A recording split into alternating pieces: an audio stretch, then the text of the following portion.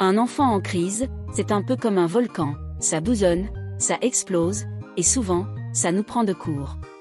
Entre les cris, les larmes, les « non » à répétition, on peut vite se sentir dépassé. Et notre réflexe, souvent, c'est de hausser le ton, de punir ou de vouloir régler ça rapidement. Mais en réalité, un enfant en crise n'a pas besoin de contrôle. Il a besoin de connexion. Ce qu'il vit est réel pour lui, même si ça semble démesuré pour nous. Et parfois, une simple phrase bien choisie peut changer le ton, ouvrir une porte, ou juste poser un peu de calme. Dans cette vidéo, je te partage 5 phrases toutes simples, à dire à ton enfant quand il traverse une grosse émotion. Des phrases pour l'aider à revenir à lui, et à toi.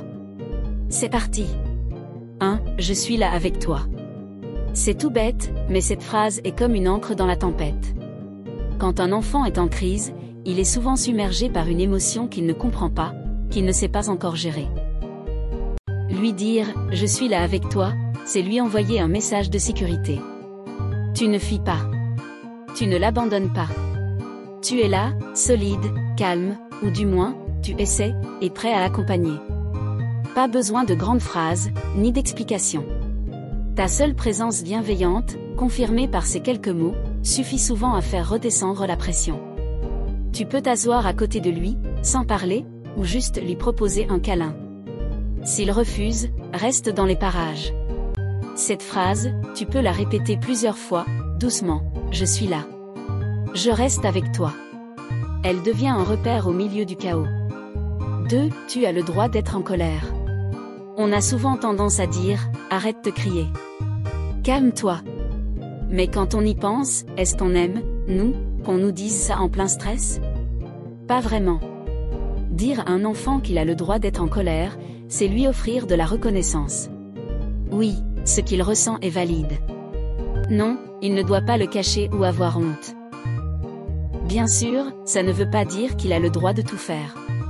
On peut compléter avec « Tu as le droit d'être en colère, mais tu n'as pas le droit de taper ». En séparant l'émotion du comportement, on montre à l'enfant qu'il peut exprimer ce qu'il ressent, sans faire n'importe quoi. Cette phrase est une autorisation à exister dans sa peine, sans se faire gronder juste pour avoir eu un ressenti fort. Et c'est déjà énorme pour lui. 3. Parle-moi quand tu es prêt. On veut souvent que tout rentre vite dans l'ordre. Explique-moi maintenant ce qui se passe. Mais un enfant en crise n'est pas toujours capable de mettre des mots tout de suite. Et ce n'est pas grave. En lui disant « Parle-moi quand tu es prêt », tu ouvres un espace de sécurité. Tu dis « Je suis dispo pour toi, mais je ne te force pas », ça donne à l'enfant la liberté de venir vers toi, quand l'émotion sera retombée. Et très souvent, il revient. Parce qu'il a senti que tu n'étais pas contre lui, mais avec lui. Cette phrase peut même désamorcer une opposition. Au lieu d'un rapport de force, tu proposes une alliance. Et ça change tout. Même s'il ne parle pas tout de suite, il sait que tu es là. Et ça, c'est déjà apaisant. 4. On va traverser ça ensemble. Quand un enfant est en crise, il se sent dépassé. Il ne sait plus comment faire, il se sent nul, seul, parfois même effrayé par sa propre colère. En disant « On va traverser ça ensemble », tu lui tends la main, émotionnellement. Tu lui montres qu'il n'est pas seul dans ce moment difficile. C'est une promesse, je ne te lâche pas.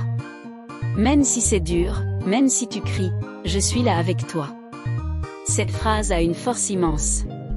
Elle transforme le conflit en chemin commun.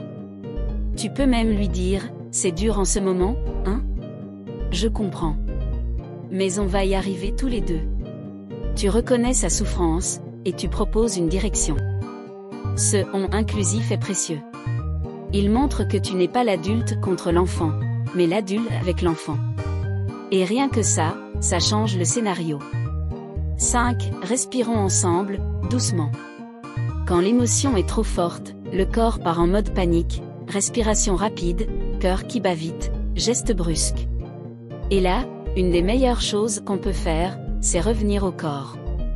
Proposer une respiration, doucement, en modèle, sans forcer. Tu peux t'asseoir et dire simplement « Regarde, je respire comme ça, tu veux essayer avec moi ?» Même s'il refuse, il t'observe. Et souvent, il finit par t'imiter. Cette phrase n'est pas un ordre, c'est une invitation à retrouver le calme. Tu peux l'accompagner d'un petit jeu, souffler comme si on éteignait une bougie, gonfler le ventre comme un ballon. L'idée, c'est de détourner l'attention de la crise, pour revenir à quelque chose de simple et apaisant. Et souvent, ça marche.